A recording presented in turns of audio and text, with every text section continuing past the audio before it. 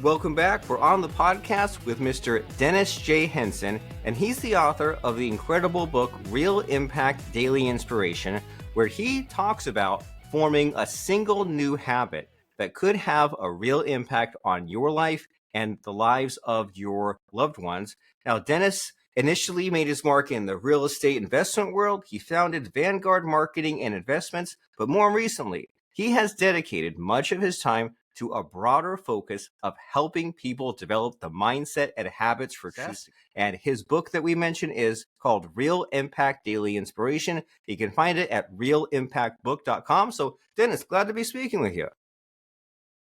Well, thank you, Robert. It's a pleasure to be here. I appreciate you. And I appreciate you too. We got just this mutual appreciation happening for each other. And so, in your own words, what are you currently super excited about? What just gets you energized, excited to jump out of bed in the morning? What's your current focus and passion? The thing that I want most is to help a lot of people. Once I finished this book, I put it up on Amazon to see if anybody would like it, and was very pleasantly surprised that people seem to really love it. I have more than 100 reviews, and they're 5 stars. I'm super excited about it because I sincerely believe this is a life-changing book. And so when I get up every morning, my goal is to get this book in front of as many people as possible to help them change their lives. Very nice. And you aren't kidding. There's over 100 reviews. There's all kinds of pictures of people reading it and liking it and loving it. And so what would you say is working for it? Like, what is in it that is giving people that they're not getting elsewhere? The book was written to help people form a habit. The habit is to read something positive every day that moves them toward their goal. Well, it's kind of a trick. You can't move toward your goal unless you know what your goal is. And that's something that many people miss. It's very important to know, just like the first question you asked me, I knew the answer. I know what my goal is. I know what I want to do. So many people get up, they take a shower, they go to work, they come home, drink beer, watch TV, go to bed. And that's the extent of their life. There's no excitement. There's nothing that's really motivating them. Well, if you use this book the way it was intended, it will motivate you because it's a 50-year culmination of everything that I could find that moved me positively. Books, poems, quotes, long stories, short stories.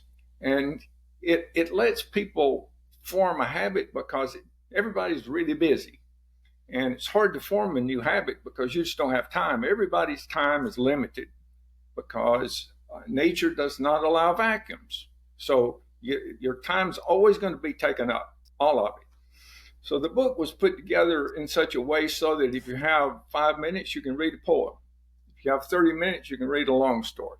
If you have an hour and a half, there's a list of books in the back, powerful books that will move you forward. So there's no excuse. And the hardest part about forming a habit is getting over the hump. There's plenty of material in the book that'll get you over the hump. And it's great stuff. I mean, I didn't put it in the book unless it was extremely interesting and motivational. And so I had an idea people would like the book, but I was pleasantly surprised at how much and how well it is being accepted. Very great. So you found out what works for you, works for others, and you put it all in one resource. And I really like what you said there about how nature abhors a vacuum, because we all make these kinds of excuses, right? Like, oh, well, once I have the time, then I'll do this, then I'll start that business, then I'll go back to school, then I'll start that relationship. But we have the time, right? Or that time is probably spent drinking beer and watching TV. So we're fooling ourselves, and we need to inch along and build up some momentum and take these positive actions. And I like how your book allows us to just, if we are pressed for time right now, if you only have 5 minutes, just read that poem, read a couple of pages. And so it sounds like you have a lot of great material packed into this book. And as far as giving us a taste or a sample of something interesting and great that's in it, like what comes to mind as far as, because especially our show, a lot of the audience are business owners, entrepreneurs, and as you can imagine, there's a lot of problems with low self-esteem, low confidence, needing to take better risks, build your support system. So speaking of that, like what do you think business owners can benefit from if someone were to just like flip to one of the pages in this book? Is there something in particular that you think can be helpful in that way? The book is filled with stories of people who struggled, who got knocked down over and over and over, and they continued to get up, dust off their pants, and go again. And because they did now, those names are known by everyone. Everyone knows the name Hershey and Disney Yeah. and Schwarzenegger. I mean, there's like 33 stories, and then there's inside the stories there are other stories. Abraham Lincoln. So most people know those names, but they have no idea the struggles the people went through. You know how hard it was, and the things that they overcame. And the stories are cathartic. They will make you cry. When I started the book, I had over 100 stories. Well, if I had put the entire 100 stories, the book would have been too big to carry. It would have been extremely, it wouldn't have been a normal size book. So I had to take out a lot of the stories. And the threshold was this. If I read the story and tears came into my eyes, I left that one in there. But if it didn't, I was going to put it in another book or use it as an example in something else. So I think people will really enjoy. They won't want to not read the next one. But the book was not meant to be read from cover to cover. It was meant to be read a little bit at a time and sipped like fine wine. I was talking on an interview one time, and one of the hosts said, "Dennis, that sounds like Lectio Divina, what the monks used to do with scripture." And so I looked up Lectio Divina, where the monks would read a scripture silently, then they would imagine themselves as part of the scripture, then they would read it out loud, and then they would contemplate it over a day, one scripture. So this book is kind of like that. You just read until something strikes you and moves you and motivates you, and then you contemplate that. And then the next day, you move to something else. So over a period of time, it accumulates. You know, Zig Ziglar said, little by little, a little becomes a lot. If you just read 20 pages on a 200-page book every day for a year, you will have read 20 books. That's 19 more than the average person, and that will set you apart. That's a great habit, and it's a great way to kind of live some of what you're teaching here, right? Because your focus is on habits, and habits don't mean that you do something once and then stop. It means that you stick to it. It becomes part of your routine in a good way. And so that's great of reading these parts of the book in digestible pieces and then contemplating, because we've all had to cram for a test, haven't we, Dennis? Or we've all done a movie marathon or binge watch, and it all kind of runs together and doesn't really stick. But then by doing what you suggest is just finding little bits of time and reading and contemplating and digesting and figuring out how it applies to us and figuring out the deeper meaning and then moving on. That's a lot more of a logical process compared to a lot of the fast-paced things happening in this world. And I love your process. You said that, well, you're going to fill the book with stories because like facts on their own don't really do a lot, but you fill it with stories and you say, well, I had too many. So then I'll filter them and say, well, if it brings tears to my eyes, then that's good enough for prime time, and then I'll keep it. And so far, this sounds like an amazing book. And we know that the book has a Genie lamp on the cover. So why is that? What's the significance there? Well, everyone pretty much knows the story about Aladdin. A young man came into possession of an old lamp, and he found out when he was rubbing the lamp that it had magical powers.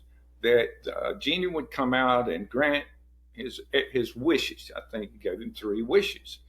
And if you've read or know about that story, you probably think, well, that's a child's tale and it has nothing to do with reality.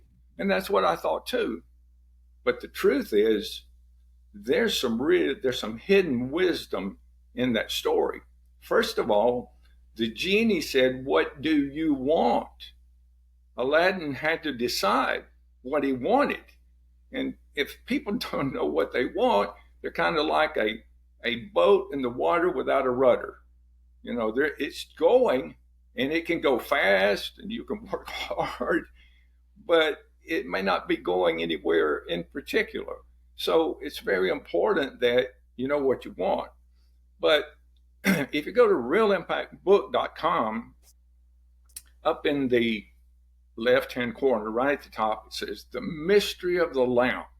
So rather than explaining it and taking up a lot of our time, I would encourage everyone that's listening to go to realimpactbook.com and click on that. And then there's an audio there, and it's also written out, that explains how the book is like the lamp. The book is the amulet, like the lamp was an amulet that can give you whatever you want. It's like magic. Now, it's not really magic, it's a law of nature, but it seems like magic, like magnetism or inertia. Those things seem like magic because you can't see them, you can't feel them, but they work, and they work every time. Very nice. And what a way to make it interactive, right? It's one thing to say, well, read the book, but then you're like, hey, we're on a podcast and go to this website and check this out. And this idea of magic, I think about it sometimes, Dennis. I think like Arthur C. Clarke, the science fiction author, says that sufficiently advanced technology is indistinguishable from magic. And like, we didn't even know dinosaur bones existed until 1824. So if you showed George Washington dinosaur bones, lasers, rockets, machine guns, something like that, he would think it was magic. And so from what I get from what you're talking about, it's like a lot of things happen in our lives that are just beyond us, right? And you call it whatever you want to, and it's your higher power. And if you had an explanation, then it wouldn't be your higher power. So it's like this kind of humility and knowing that you don't know, and kind of getting that sort of perspective. And so whenever there's someone else's stories and someone else's experience, you do get that perspective, right? You get the things that you can relate to and other things that you perhaps can't relate to. And as you know, as an author, when you write a book, there's a lot of self-expression in there, right? There's a lot of you that ends up in there. So as far as you, Mr. Dennis, and your journey in writing this book, but also before it, like, what have you struggled with? What have you gone through? Where have those kind of trials and tribulations in your life happened? When I was in high school, I was the worst student in high school, mostly because I hated school. I was dyslexic, which makes school really hard. And I was hyperactive. I didn't want to be in class. I felt like I was in prison. I was made to go to class.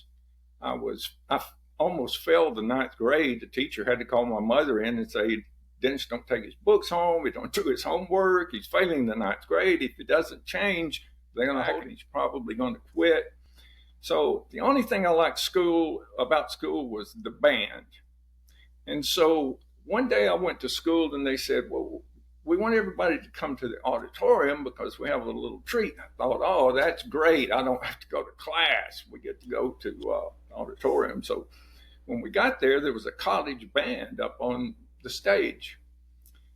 Now, Robert, I had never thought of going to college. I had thought, when school's out for summer, that's the best time. And when I graduate from high school, that's going to be summer forever. I don't ever have to go to school again. So the band played. It was a spring concert. Now, it was okay. But after the band played, the director turned around and said, I brought a little treat for you. I was a drummer. He said, I brought my marching drum section from Jacksonville State, and they want to put on a little show. So they went out they went out into the basketball court, which was our auditorium. And the first thing they did was put on sunglasses. And then they started.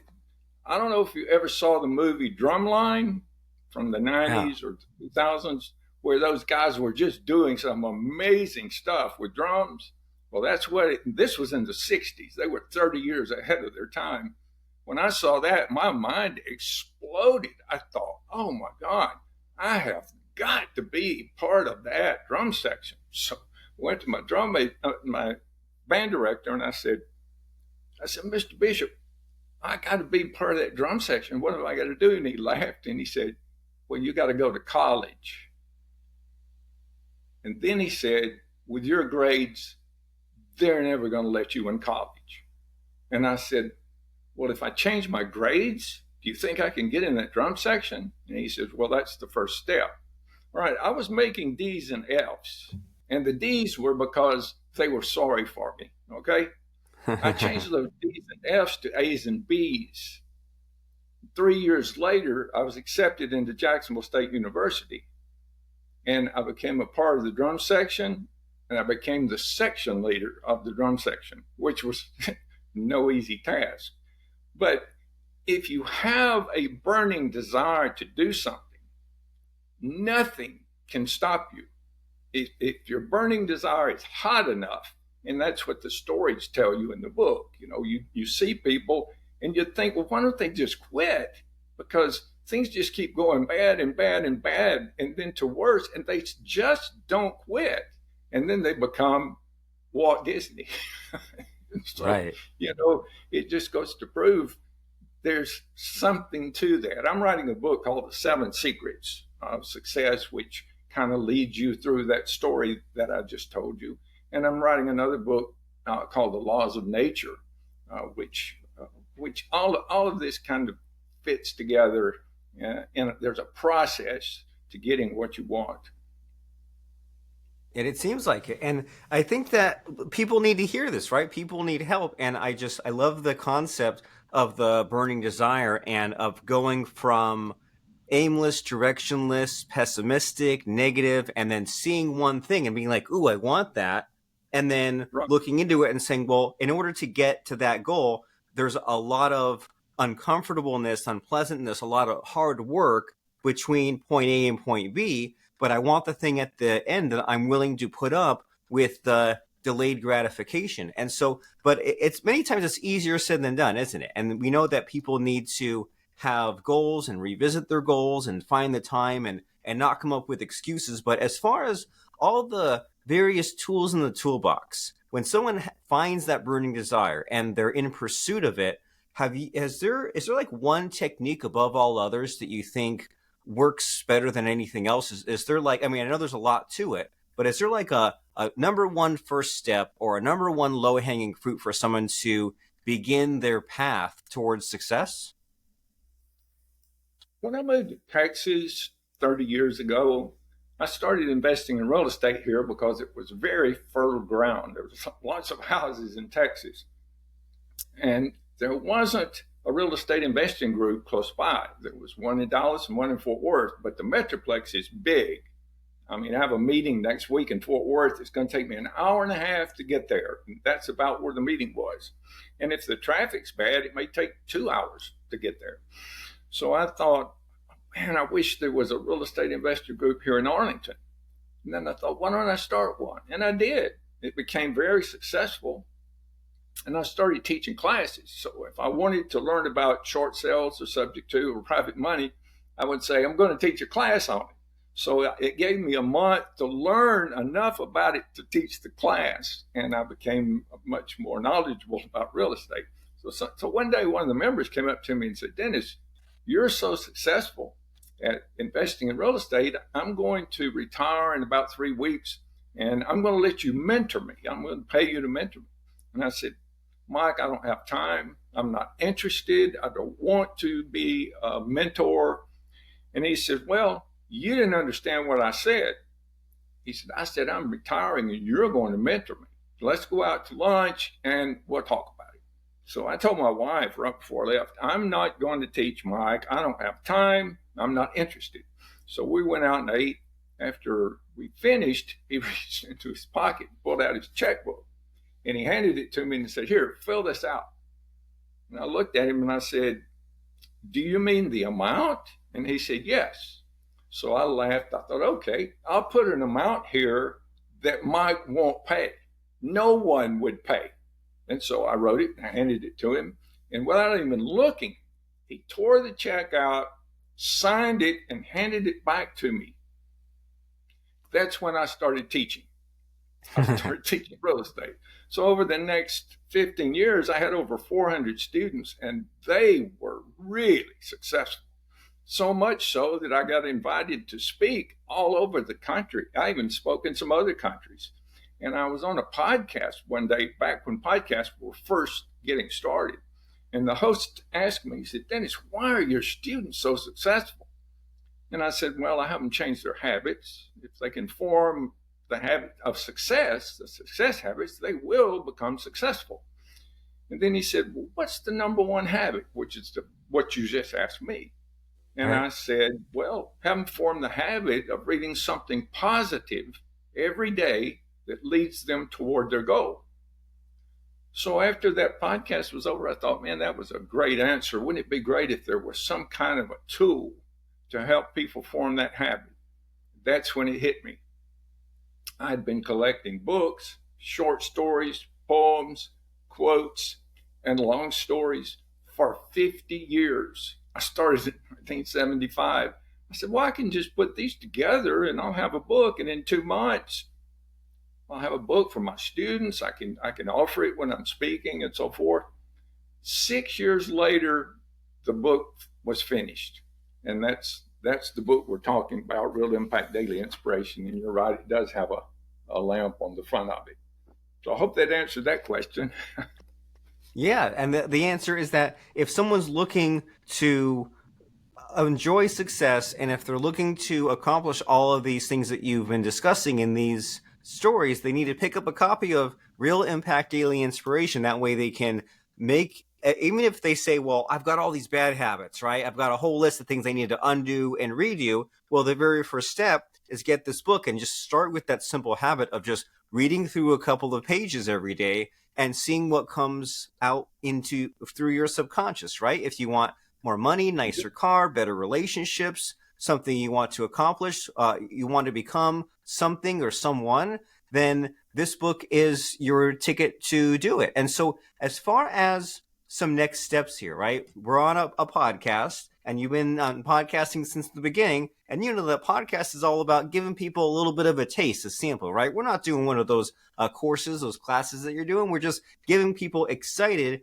about the possibilities and what to do next. So speaking to that, if someone says, man, even some of the nuggets of gold that Mr. Dennis shared today already kind of pointed me in the direction, but I really want to take this seriously and not keep having the half-ass results and get a half-ass effort. I really want to be dedicated here. Where should someone go after listening to our conversation? Well, I have a surprise for you. If you go to realimpactbook.com and scroll all the way to the bottom of the page, the very last thing, it says podcast attendees. If you click on that, Yes. I will give you the ebook for free, no strings attached.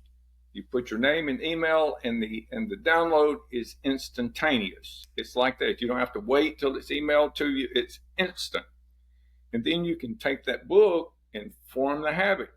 Now, you will not be put on a mailing list. You have the option to click on a link there that says, when you write other books, let me know. If you click on that, I'll only contact you when I have another book. I'm doing about a book a month this year. I've been working on them for a while. So if you like real estate, I got 5 real estate books coming out. I have the 7 Secrets of Success coming out. I have the Laws of Nature, Real Impact 2 and 3. So you will be getting some emails, but just one saying another book's ready. But if you take this book, and in the front of the book, it says how to use this book. And then it says the magic formula. If you use that magic formula, I'll guarantee you it will change your life, or I'll give you your money back for the book. Well, that's a heck of a guarantee. Well, this has been inspiring to think about here, Mr. Dennis, just about what's possible and what people need to be thinking about and doing because life is short. You only get one life, and regret really sucks. Just say, oh, I woulda, shoulda, coulda. Well, the time is now, right? All you have is today, and it's time to change things. If you're unsatisfied, if you're unhappy, if you say, I made mistakes in the past, well, that's all fine and that's great. You ended up here. You ended up on this podcast listening to Mr. Dennis J. Henson talk about his book, Real Impact Daily Inspiration, which you can claim by going to realimpactbook.com. You scroll all the way down to the very end. And you know what's funny, Dennis, is I had the tab open as we were talking, and I scrolled down and clicked on it even before you mentioned it because I just gravitated to it. So that's well placed. You click on that button that says podcast attendee, and that's where you can claim those gifts. You can get the ebook for free. You can get that 50% discount on the deluxe edition, and you can get that notification, that free early access to the next book. There's so much to mentally digest and think about from what you shared with us here today, Mr. Dennis, but also back to the showmanship of podcasting. We like to end with a bang instead of a whimper, and we like to end with a little bit of a quote or a soundbite. So speaking to that, it's time for the scary part of the show where I try to stump you or try to put you on the spot, and I ask for an interesting quote or lesson that has served you in life, and your book is full of them, but what do you think is appropriate to cap off this amazing conversation in the form of a quote or lesson? Well, the lesson is this. The underlying theme of the book, I live in Arlington, Texas, okay? And I like to use acronyms so I can stay on track. The acronym is DFW, Dallas Fort Worth, DFW, and A for Arlington. So the D stands for desire, the F for faith, the W for will, and the A for action. The underlying theme of the book is if you can develop a burning desire and have faith that whatever it is you want, you're going to get it, and you have the will to keep getting up more times than you get knocked down, and you take action because all of the others worthless without action, then you will become successful and you can have whatever you want. And I think that's a pretty valuable lesson. I agree, it is. Desire, faith, will, action. And that way, there's a lot contained in that, right? It's not just charging ahead without a plan. It's not just thinking. Desire, faith, will, action. It's time to go out and get it. But if you just go out and get it without having outside help, then you might fail. You might give up at the first obstacle. You need the support system, and it begins by claiming a copy of Dennis J. Henson's wonderful book, Real Impact Daily Inspiration. What if forming a single new habit could have a real impact on your life or the lives of your loved ones? It's time to find out. Go to realimpactbook.com, scroll down, click on podcast attendee, claim your free gifts. And it's been very wonderful and enlightening speaking with you on this topic today, Mr. Dennis. Thank you so much, Robert. I really appreciate you having me.